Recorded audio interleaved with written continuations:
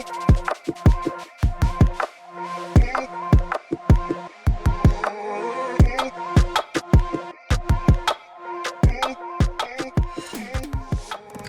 back to the CoachIQ podcast. I am your host, Brandon Evans, a fellow private training business and facility owner.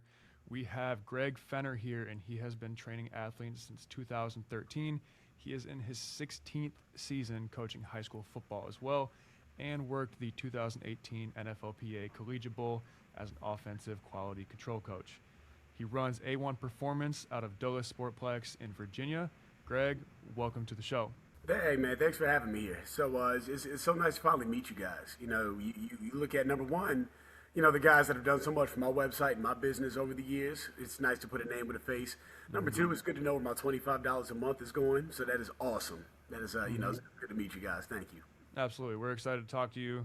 Like I said, when I was preparing for the episode, we kind of just touched on it, but there's a lot of stuff that I'm excited to dive into with how you run your business, your journey, all that good stuff. So let's go ahead, dive into it. Like I said, you've been training athletes since 2013, and you've been coaching high school football for 16 seasons.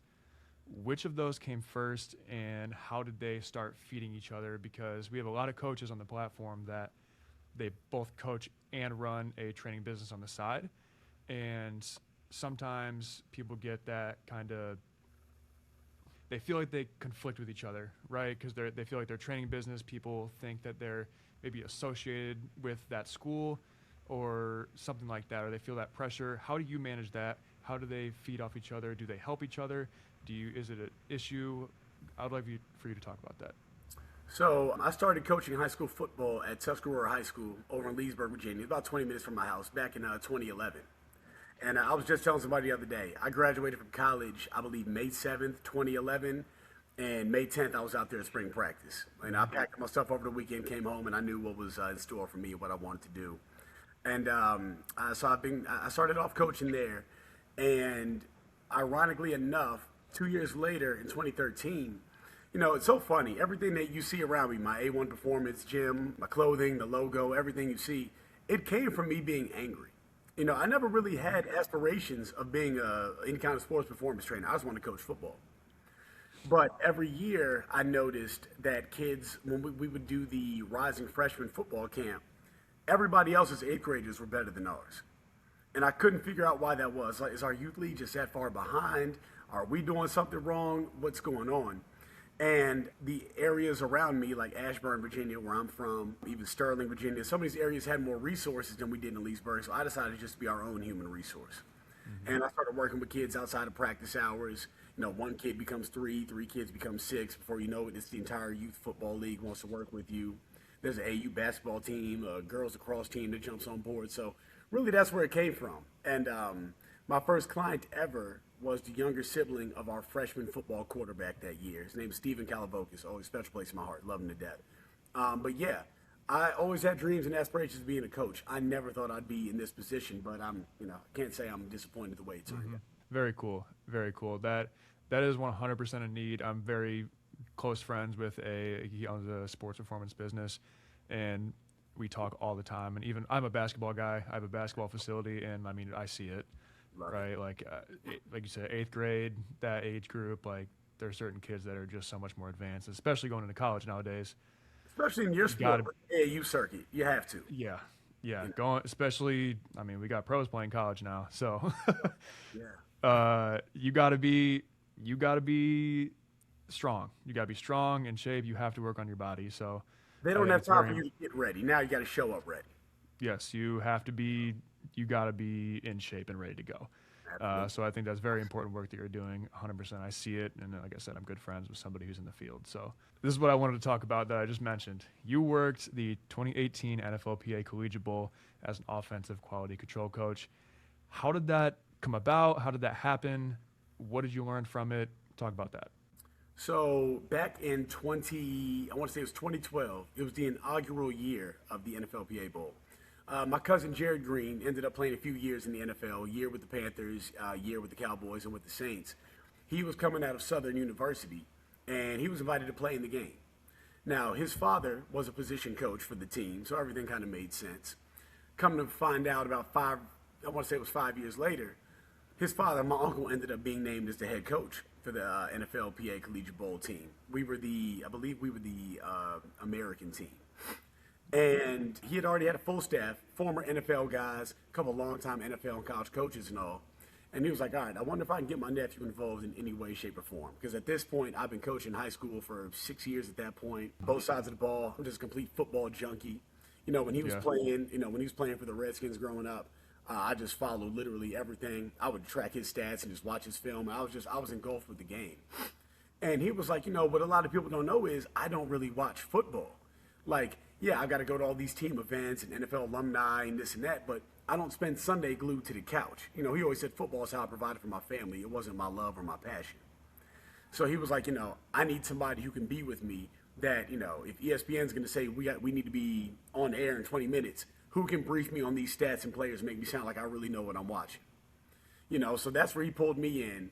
And it was around the time of I turned 29 while I was out there. I celebrated my birthday out there. I had no reservations of going. I knew it was a once-in-a-lifetime opportunity. Met some awesome guys. Matthew Hatchett played X amount of years with the Vikings. He was our offensive coordinator.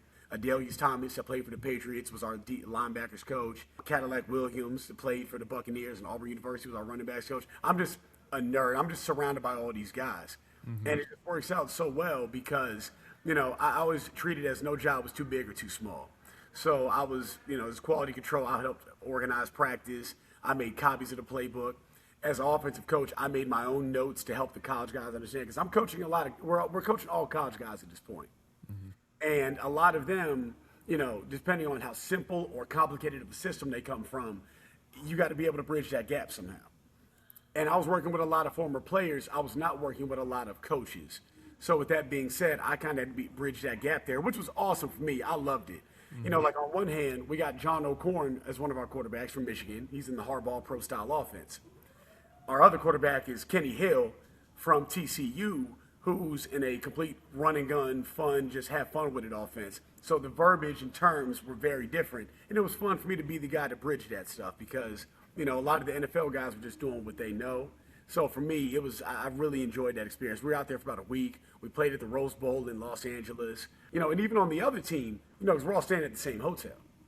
So on the other team, Mike Martz is the head coach. Dre Bly is one of his coaches. Ray Rice was his running backs coach. So I'm surrounded by all these guys that I grew up watching. So, I'm sitting there like, all right, well, I want to beat you guys, but on that same token, I want to take a picture with you and get to know you because I watched you when you were in college, so I can't wait. It was just awesome.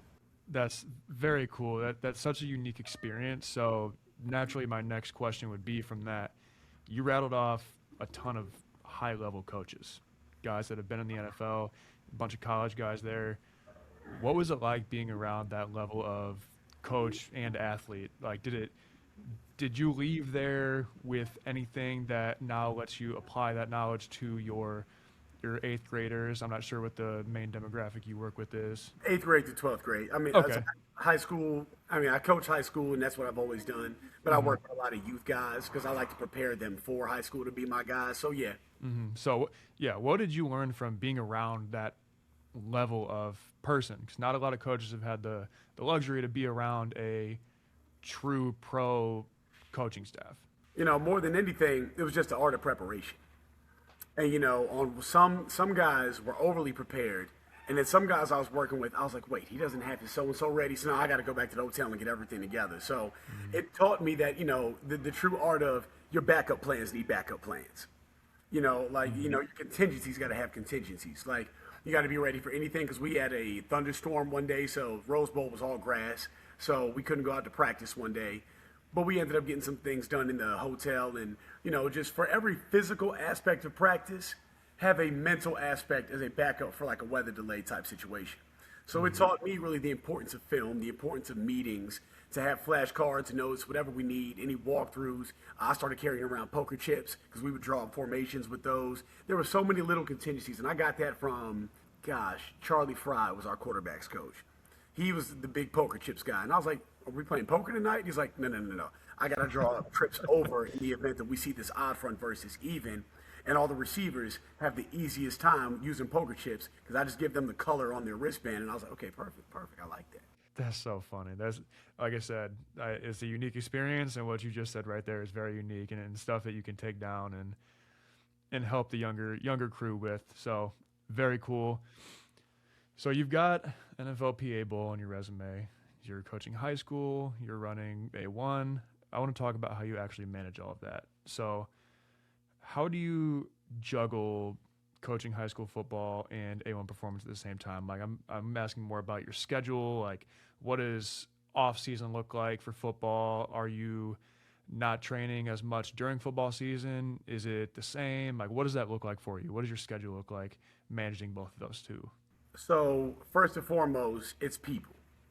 And when I say people, I mean, number one, my clients are very understanding of when I go into season, things change a little bit.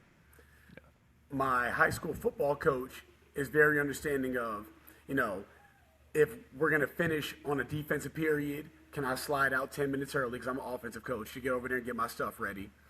We do a lot of stuff in the morning, strength and conditioning, team activities, our green day, off-season practices. They're great about doing that stuff in the morning, so my evenings I can coach. And the person that ties it all together, especially if you're like me, you're in a relationship, my significant other is the one that makes a lot of things work, because she's got to be so understanding of so much stuff, and she's so great about it.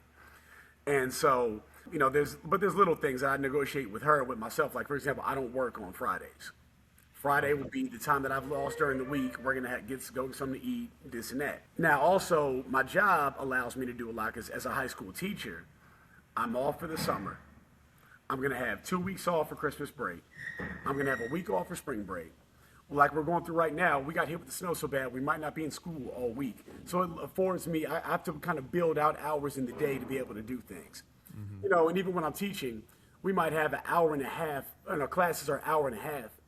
I might spend 20 minutes on a PowerPoint presentation, 20 minutes, for learning lab understanding, and the rest of the class period, they might have to work on the assignment. That might be another 40, 45 minutes. Well, that's 45 minutes I can get my evening together to get the practice plan ready and this and that. You got to build it out within. Like, there's overlap, but I like to call it like controlled overlap, if you will. Like, I'm not going to stress myself out over this, but yeah, I might have to spend, my entire lunch period while everybody's hanging out in the, teacher's lounge, which I love my department. They're awesome people. There might be a Monday, a Wednesday, and a Friday where, yeah, guys, I got to use that half hour to get my stuff together. I got to get on the phone with the complex to make sure that my turf space is booked out, because my field hockey girls are coming at 7:30 tonight. So there's a lot of overlap, controlled overlap, but it all comes back to the people.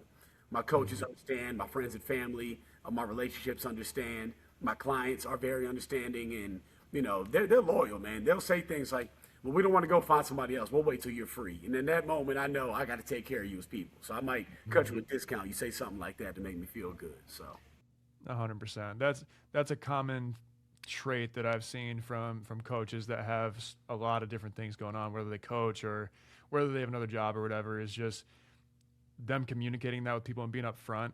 And people seem to really, really appreciate, like, hey, I got to do this, I got to do that. And people understand it. If you don't be flaky about it, right? Like, just be upfront. Just be upfront, and ultimately people know you're doing a good thing for kids, right?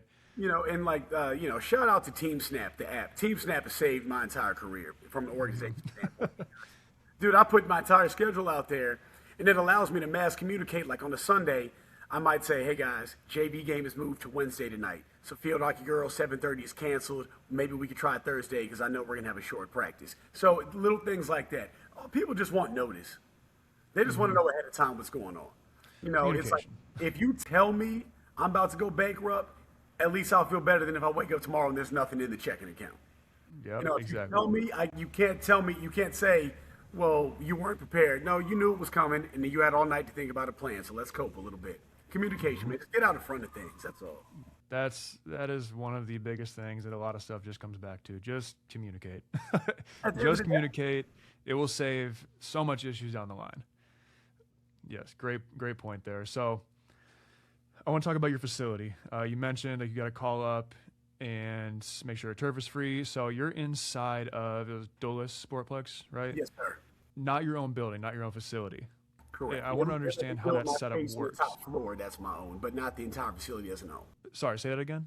So the facility we're in right now, you see my logo, this is the weight room that I'm Yep. in. They let me build this when I first moved in. And, I'm going to tell you the whole story about how I even got here in the first place. I was about to ask. I used to be, I was like, I know this has got to be coming, right? Yep. I used to have, over in my hometown, Ashburn, Virginia, where I live. It was called Phenom Strength Conditioning. Ran by my buddy Lamar Marshall. He played 9 years with the Redskins. He's actually downstairs working with clients because now he rents from me. So I used to pay him rent. Now it's the other way around. The county bought his building. They were going to turn it into a data center. Then it became a hangar for fire trucks. It was all sorts of stuff, right? And I'd been with him since COVID. I went out on a limb, took a chance investing in a property during COVID, and it paid off. So it was awesome. But right around that time that they said, fall 2023, September, we're going to be buying it up. You guys are going to have to be out by then. Right around that time, a very good friend of mine that I grew up with is the facilities manager over here at Dulles Sportplex. She's big into soccer, facility management, the whole thing. And she said, so, we're trying to build back our flag football programs and our youth speed and agility programs, but we don't have anyone to run it. Would you be interested? And I was like, well, I could be. How much are you guys paying? What are the benefits? She mentioned how much they were paying. I was like, yeah, for my time, effort, and the amount of kids in the class, it's not going to work. And she's like, okay, hold on. Well, maybe I can bump it up to this. I was like, that still wouldn't be enough. But I teach business and marketing. I teach business law and business management over at the high school level. So I was like, all right, let me put my business cap on. Let me exercise what I teach the kids. Aside from money, what else can you offer me? And in the back of my head, I know we're about to get bounced out of this other place because the county is buying it. So I kind of need a home, but I couldn't let her know that up front. Right. So she was like, okay, how about this? For every class you teach, I'll give you a free hour of turf time. And I was like, all right, perfect. That will work. If I do football on Monday, speed and agility Tuesday, and lacrosse on Thursday, that's 3 hours of turf time. Awesome. I'll take it. So it starts off that way. I get 3 hours a week. Things start going really well. We're building good relationships in the building, doing a great job with the classes. We're building the class. I got a couple young guys helping me out. Then it becomes, here, we'll give you a login. So if there's free hours, you guys can just kind of take it. But if somebody books it, you're screwed. That's okay. I'll take the risk. Right now, I got to bet on myself. We might not have anywhere to go. Well, this facility also has a summer camp. They have the youth summer camp where all the parents from around here dump their kids off here, and they come pick them up at like 5 in the evening. Yeah. They were running low on employees. So what do? I go to my high school, I go in the morning announcements, and I advertise, if you're looking for a summer job, $18 an hour to watch some kids, I got something for you. Like 15 of my students sign up, and it becomes awesome. Then after that, it got to the point where they were like, all right, you know what? You built the weight room up. Oh, I didn't even tell you about the weight room. So they had a birthday party room upstairs. And I was like, okay, how much do you guys use that? They might host like 2 or 3 birthdays a month. Okay, so you might make $400 or $500 a month on that. What if you let me turn that into a weight room and I pay you rent? I thought they were going to come back with a crazy price. They came back with something very manageable. I said, I will call my guys. We're going to start moving in and building today. So they let me build my weight room upstairs, and everything worked together. But after the summer camp, all my students did such a great job working here that they eventually came to me and they were just like, look, you've done a lot of good work. I've known you since childhood. Here's a login. I'm going to let you start booking some time on your own. And that's kind of just became where we are now. Very cool. So it all worked together, man. God was looking out for me. My homegirl MJ is the one that runs the spot. She was taking care of me.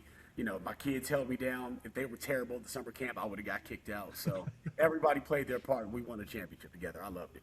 Very, very cool. That you made a good point in there about asking what else besides money they can offer.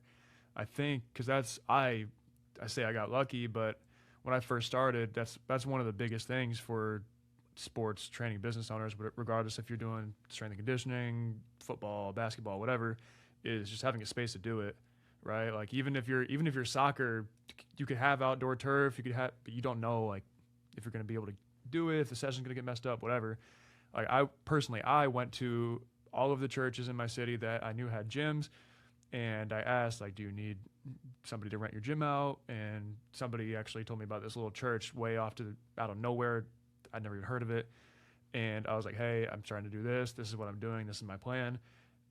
I can't pay your hourly fee right now, but if I give you $5 per kid per hour, in the short term, it helps me get up and running. In the long term, you're going to make more, because they were only charging like 30 an hour, which is not that much, but I just started. I had 0 kids. I couldn't. Right. And it helped me in the short term. And then long term, they were ending up getting 50, 60, 70, 80 an hour. And apart from that, like you said, which is, I think, is a huge point, you nurtured that relationship, that whether it be business or you probably became friends with them over time. Like, I would run fundraisers where all the money went straight to them, even though I needed it a lot. But I realized that relationship, that business relationship between me and the church and the people there, is the only thing that was keeping me going. So I wanted to do right on them. Like, I would stay after and help set up for whatever they needed. That's a huge point, is just negotiation, right? Like, it doesn't always have to be pay you per hour. It can be something else, right? Use whatever resources you have, whatever people you know, and you might be able to work something out, right? You might not. And that's what I try to tell, if I can give any advice to business owners, especially young people, 2 words: added value. Besides what we can see, what meets the eye, what's right in front of us, what caught our attention in the first place, what added value do we bring to the organization? And if we choose to work with these people, what added value do they bring us? There's got to be more than just the numbers listed on the contract. There's got to be more than just a facility. There's got to be more than just a training business. What is the added value? And there's so many people that, since they allowed me to open this space in here, we get so much foot traffic, it's ridiculous. Mm-hmm. And so one of the people that came on, signed their daughter up to train with us, ended up being a higher up at Google, and ended up giving one of my students an internship. So I was like, where's the added value? Like, stuff like that doesn't happen by mistake. Mm-mm. And so, people are so money and capital driven that if the money's not there, they immediately say no. And I'm like, okay, the money might not be there now. You might strike gold with this one. If you get the one right person in your program, it's just like, again, you're a sports guy. Every pick in the draft matters. It doesn't have to be first, second, or third round. That 6th round pick might be Tom Brady. You just don't know. Take advantage of all of it, man. 100%. 100%. Even for me, because I get a decent amount of people that come in and they say, oh, I can't afford it, it won't fit in our budget. I'll always try to, like, okay, well, if I'll think of something. Like, do you have this? Would you be able to help out with workouts? Would you be able to refer somebody? I'll try to think of something to where we can make that agreement feasible. Because if I can help you, can you help me? Like, if we can help each other, then we can get your son or daughter in here to ultimately do what you want to do, right? There's always ways to work things out. It doesn't always just have to be pay me this and then that's it, right? So that's... the amount of rigid people, there's so many rigid personalities in business and sports and entertainment and everything. Well, if I can't have it this way, I'm done. Okay, that sounds great if you're like buying a house or there's a certain TV you want from Best Buy. Okay, sure. Yeah. When it comes to people, we're never going to get anybody exactly the way we want them. Yes. Our best friends aren't exactly the way we want them, but they're still our best friends. Mm-hmm. So 100%. Again, just how rigid people are, it absolutely, I'm perplexed by it, because I'm like, there's no way you thought you were going to come in here and get exactly what you wanted from everybody in the room, did you? Like, that only happens on TV. Yeah, that just doesn't exist. Where's the give and take? It doesn't. It needs to be there. Of course, like, there's a fine line between being flexible and then, like, letting people walk over you. There's that fine line, right? Like, they're going to try. Sure that. Oh yeah, you know what I mean? We've all been there. If you don't mind me asking, how old are you? I am 26. I just turned 26. Oh my dude! Listen, when I was you, some of the deals people were trying to cut me, Lord have mercy. I'm like, no. There's no way you thought I wouldn't read this. Because now here I am at 37, and I'm like, there's no way I would have done that to a 26-year-old. I'd been like, look, I got a quarterbacks coach right now that I'm working with, and he's starting to do some weight training and everything. But of course, like everybody else, he doesn't have a facility. Mm-hmm. So I was like, okay, well, the rent I would charge you for where you are right now is probably not feasible. But I'm starting up a strand of football clinics. If you can coach my quarterback for free, you can use my weight room every Sunday for 2 hours. Okay. There's some added value there. I was like, look, in my head, I'm like, I don't have to pay him X amount of cash, but if I did, it would just be going right back into the weight room. So how about you just do the camp, and I use the weight room, and I'll get you a key made, and I'll work with you because I like you. Hmm. Yeah, they to that point, some people have definitely offered me some wild stuff. Right. Is because I mean, you see me, you probably could tell I'm younger, right? I've had my gym since I've had it for 2 years now. I opened it when I was 24, and I Which is started my business. crazy impressive. I didn't open the gym until I was 30. God, I was 33 when I opened it, 34 when I opened this place. Yeah, I will admit I had a lot of stuff that had to go my way in order for this to happen. Hey, to the uh, victor goes the spoils. History is told by yeah, the I winner. mean, I worked hard for sure, but a lot of stuff went my way. And sometimes that's a part of it, right? A thousand times it is. I mean, think about it. Stuff had to go Michael Jordan's way. Yeah, He had to get lucky that's with a few things. that's a huge part of it. And even if it didn't, I would have still kept going until Absolutely. things worked out my way, right? So it's just keep going and then be good and be flexible with people, and something's gonna work out. I mean, listen, I can't remember what song it is. Somebody said, put the work in until it works out. And I just live by that. I love it. Yep, that's if you just live by that, you'll be all right. Right, right, man. So, speaking to a point that you just made about adding somebody on with your football clinics, from everything I can see, you're completely on your own, right? Yes. Is that intentional? Are you looking to eventually add people on? Are you looking to make clones of yourself as a coach? Are you looking to do Yeah. internships? What is that? So What are it's your thoughts funny. there? I've got a small group of guys that I'm kind of bringing up. Okay. They're all right around in your age group. A lot of them were players when I first started coaching. Some of them are players at other schools. I'm like, dude, I coached against you. You hurt us in 2012. So it makes it easy to work with them. And some of them, I know their families. Some of them I coach myself. But I'm looking at it and I'm like, as a coach, we can talk about, your legacy is the amount of championships you win, your rings, how many players got drafted out of your program, da da da da da. To me, your legacy is your coaching tree. So we can talk about Bill Belichick all we want. On one hand, he's the greatest coach ever. On the other hand, his coaching tree is actually awful. And a lot of guys just have not worked out. So there's several guys that, as I started last year, I did my first ever mega camp. I called it the A1 Football Institute. Because again, everything with me is teaching and education themed. Because I've had guys make comments like, well, I mean, you're going to go work out with him? I mean, he's a school teacher. Like, da da da da. Okay, I'm sorry, school teachers don't know sports? Okay, cool. I'm sorry, you played for 15 minutes with the Ravens. I don't think anybody cares what you have to say. Like, that looks great on a flyer. Let's go watch your practice. Let's go see. Right? Like, we step on those lines with cleats on, that's your game. You're in the film room now. This is my game. Yeah. So there's a lot of guys that when I started that camp, I was like, okay, if I were to start a coaching staff tomorrow, who would be my quarterbacks coach? You. I want you at my camp. You, linebackers coach. I've worked with you for 3 years. You are awesome, and I see you around the building building relationships. I need you in my camp. So I just put together a group of the best guys I knew who also, you got to know a little football now. I'm not going to lie to you. If I see some foolishness in your drills, that might be a deduction. But Of course. I just put together the best people and coaches I know, and we've just been having fun like that ever since. So, and I'm looking at the amount of older guys that didn't want to work with me when I was coming up. Some of them because it was a threat, we kind of do the same thing, or some of them because they know that I'm related to this person and they might not really care for that person too much, whatever the reason might be. I was like, you know what? I'm never gonna be a gatekeeper in that regard. Like, you can help Right. somebody, but you choose not to because you're afraid he might be better than you. A lot of these young guys I'm bringing up, you never know. I got another young receivers guy. For my guys might leave me and go train with him. You know what?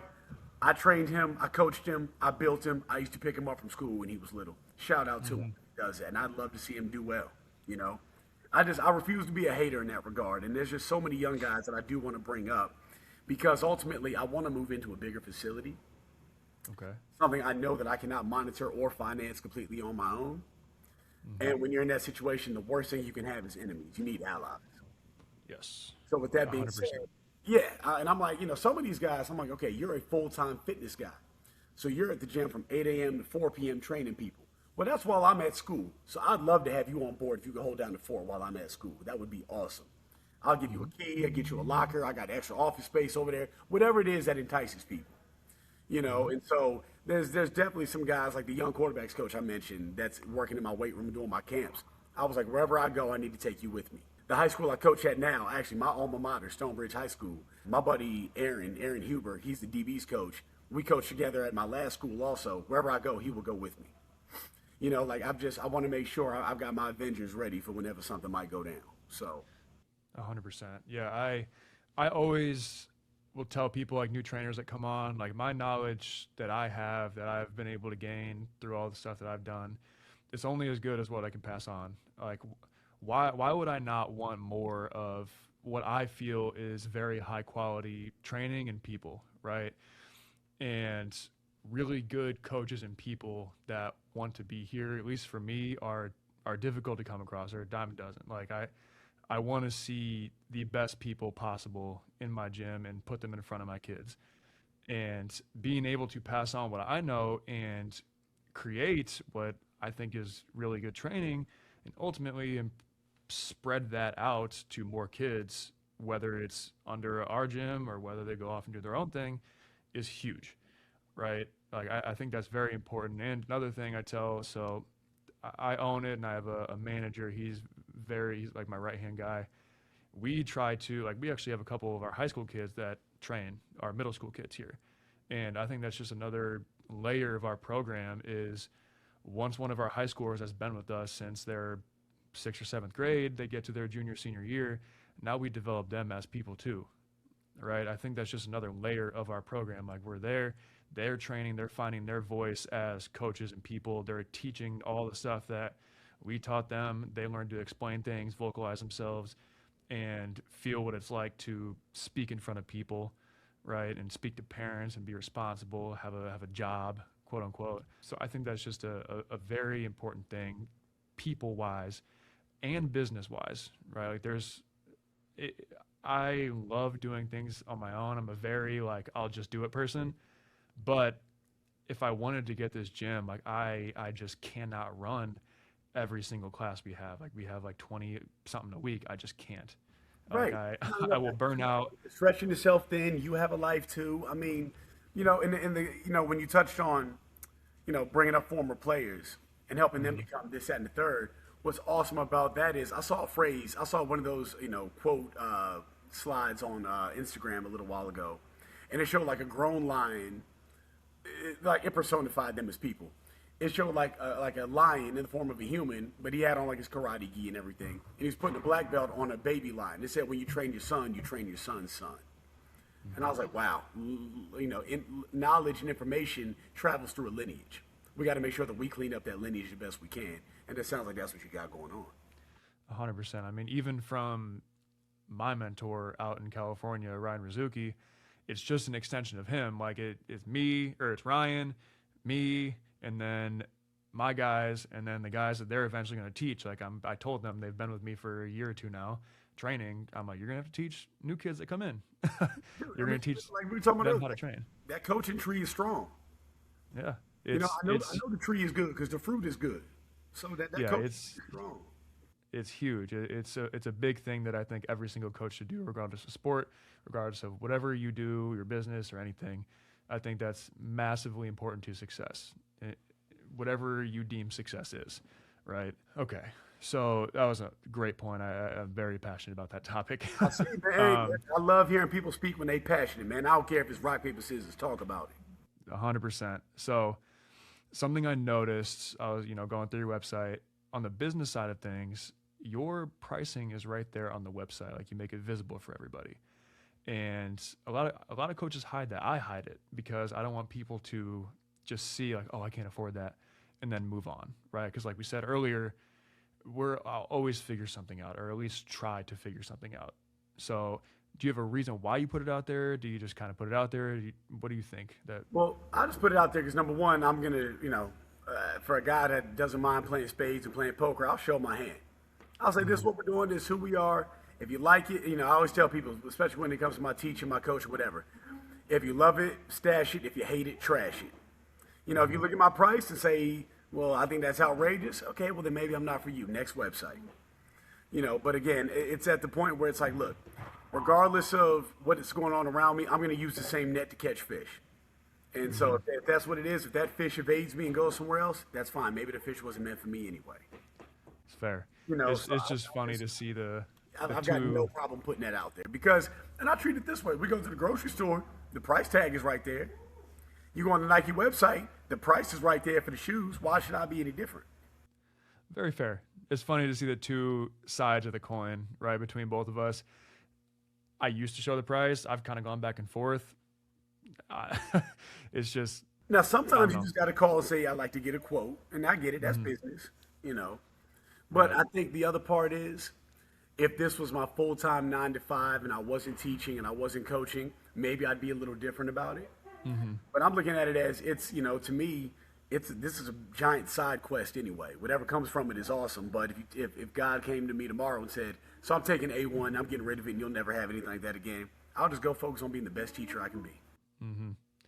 Very good perspective. Yeah. I was just curious because I see a lot of coaches, they don't actually, display that pricing. I don't. For sure. Both good reasons. So talked about how you're doing this solo.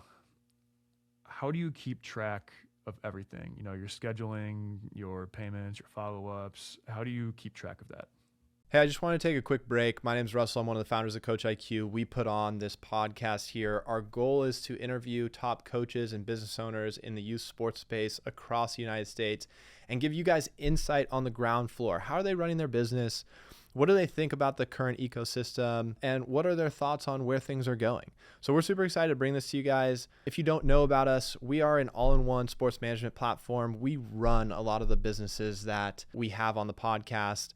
And we're fortunate enough now to work with about 1,000 sports coaches across the United States. And it's our goal to make your life as easy as possible in running the business itself.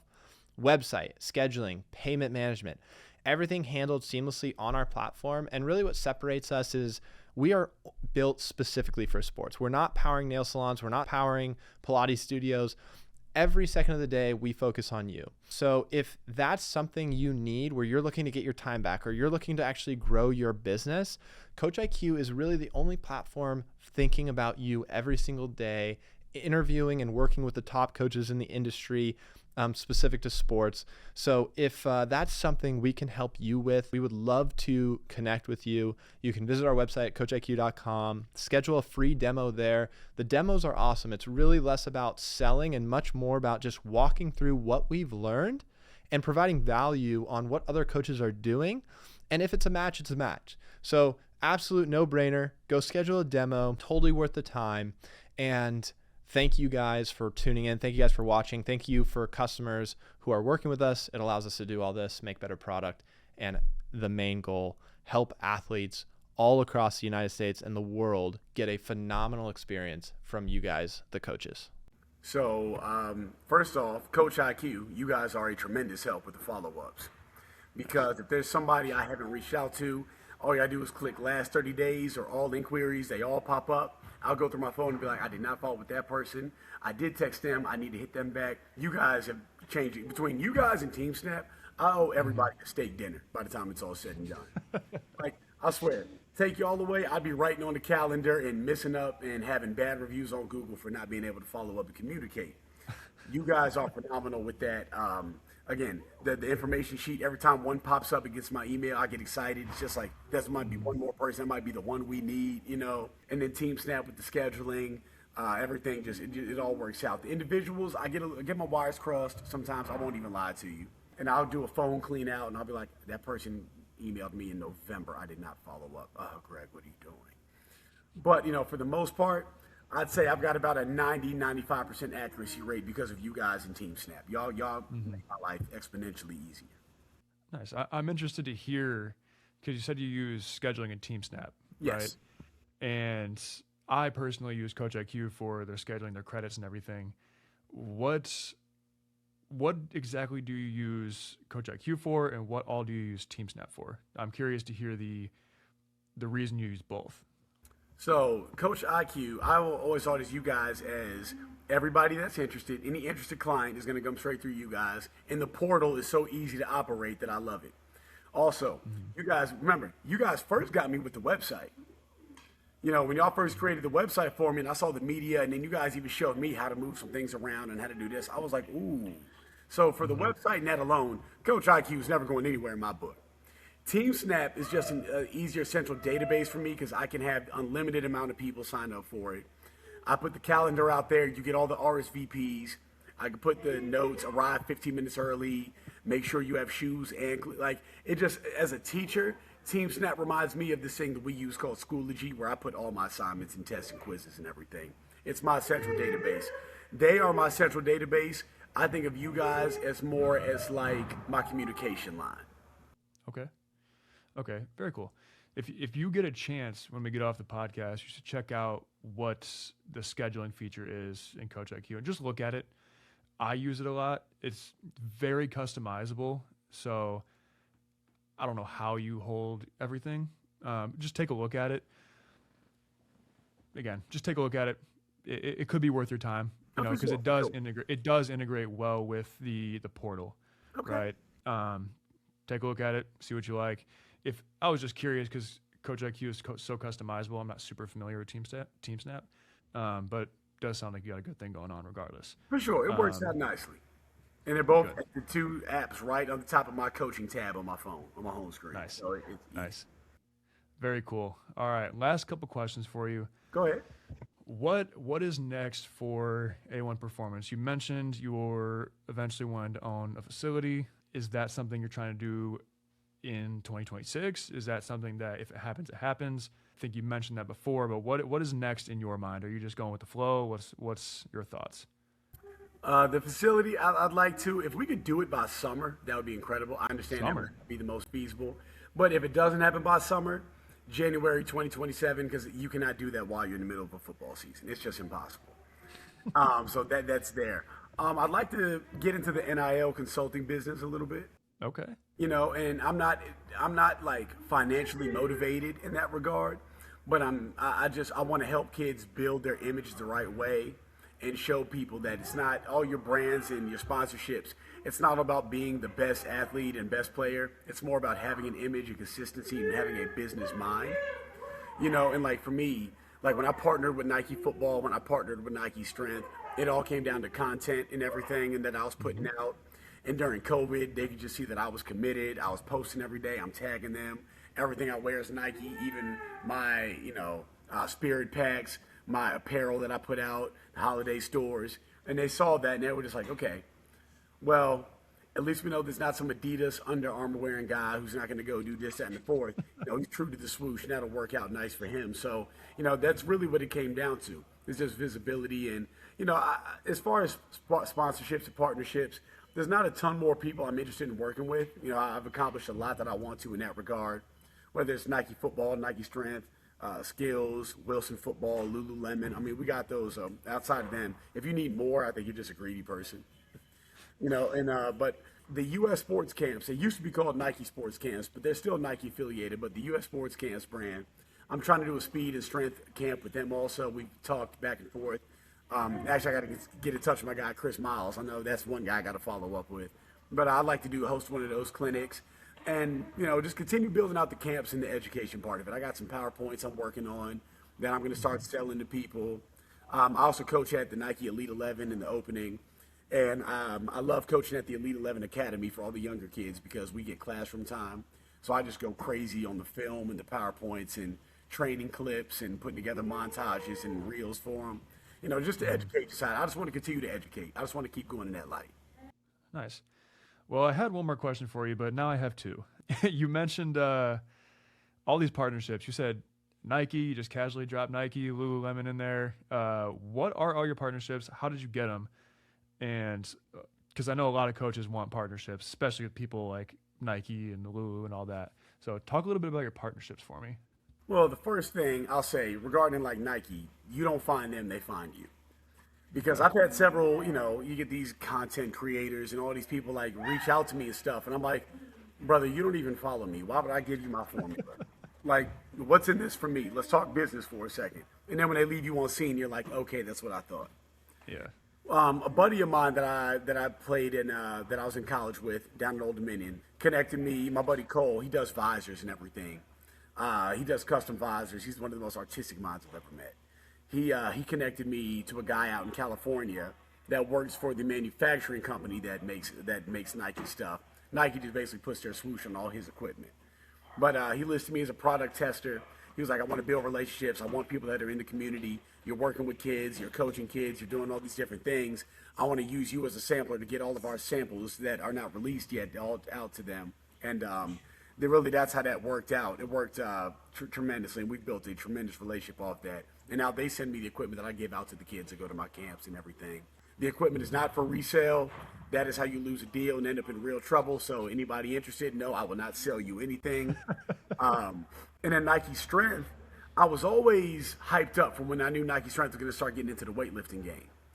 So when they started releasing stuff, we were talking about this earlier. You got to spend money to make money, right? Mm-hmm. So I had to spend all this money to buy all this equipment. Then I started making reels. I would tag them. I'd comment on their stuff. I'd repost their stuff. And eventually they hit me in an email and were like, hey, we'd like to add you to our VIP program, blah, blah, blah. I was like, okay, awesome. So then that's how that whole thing became official. So now, we'll get on the Zoom call every now and then. They'll show me some things that aren't out yet that I can't wait till they drop. And I just ordered a few. So that's how that happened. Skills, same deal. All the skills equipment.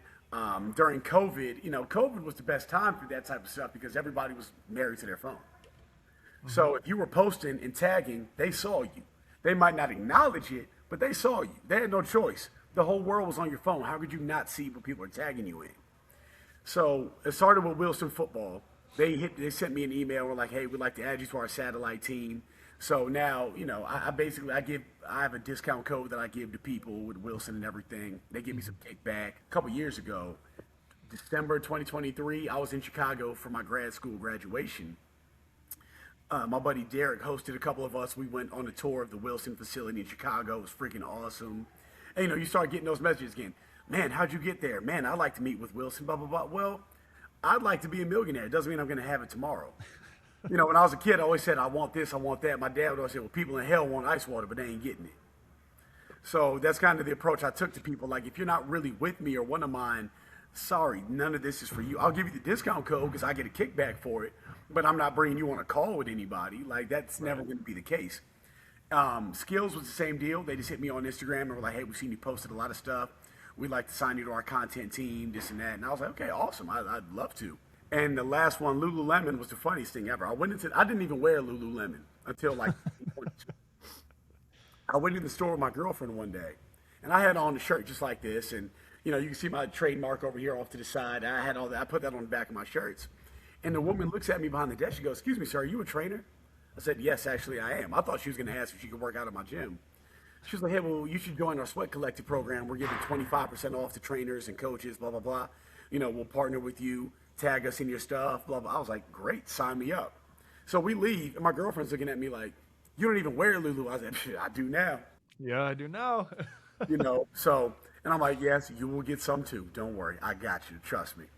So that's how those all happen. But it just came from nurturing relationships, and this is why I'm so big on making sure you treat the small people right. Because you don't really know who's a small person. Like if I had just been a terrible teammate to my guy Cole, he would never introduce me to the Nike people at the advisors meeting. You know what I mean? If I would have told, my girlfriend that I'm going to run over to this store, you go on Lulu, I wouldn't have had any Lulu deal.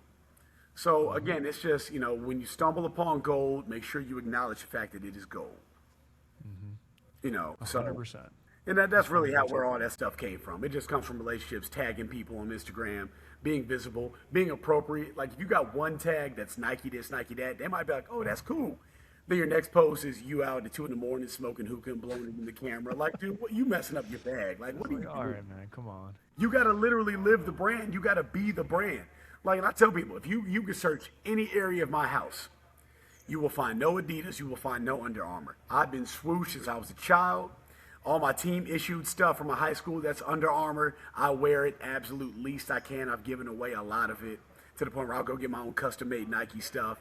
If the whole staff's wearing Adidas, sorry, I'm wearing a Nike polo. So I got to be true to the brand. This is a marriage till death do us part. So.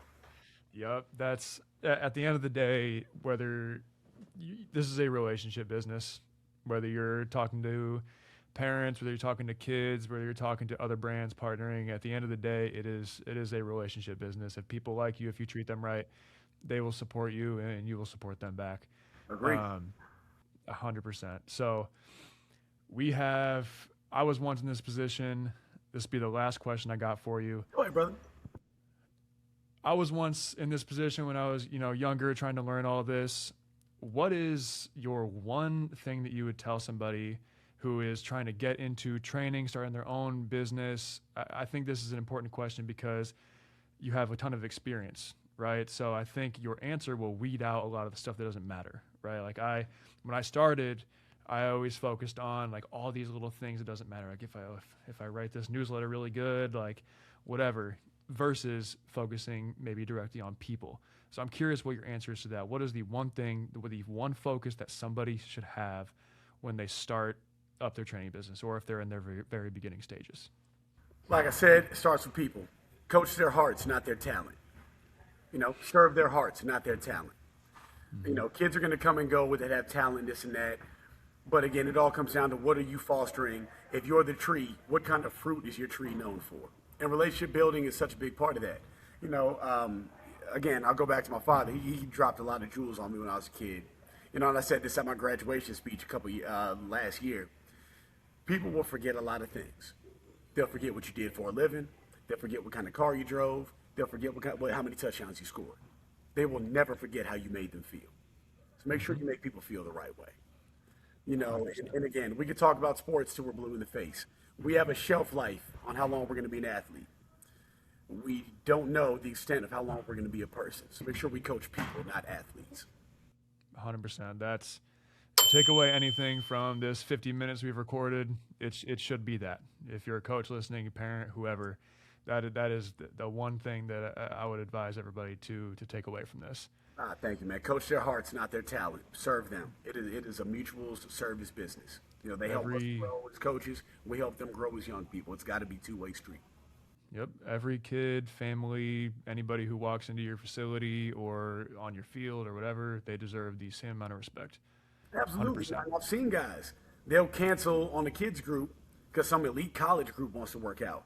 Or they'll cancel the kids workout because some, second stringer from the Redskins said he wants to train, and you need that for your Instagram to look great. I'm just like, okay, so is this about you or about the kids? And if it's about you, that's fine. But just make sure we know that. Don't pose to be about the kids. That's all I'm saying. Mm-hmm. Yep. Just be clear. Well, Greg, this was great. Really enjoyed this conversation. The NFLPA Bowl story, operating inside a shared facility, balancing high school with your business. Tons of good stuff here for coaches in football and really any sport in general and sports performance as well. Where can people find you at? On Instagram and Twitter, I'm the same, A1__performance. Make sure you put 2 underscores. People get that messed up, and they end up like a car detailing company or something. So make sure you have 2 of them. And my email, coachfenner1@gmail.com. I'll get back to you as soon as I can. If Coach IQ has sent me some requests, I'm going to attend to those first, but I promise I got you. Nice. Well, everybody, go follow A1 Performance. We'll send all of his links in the description of this. Greg, thank you for coming on. It was a pleasure. Hey, always welcome. It was mutually a blessing, man. Thank you.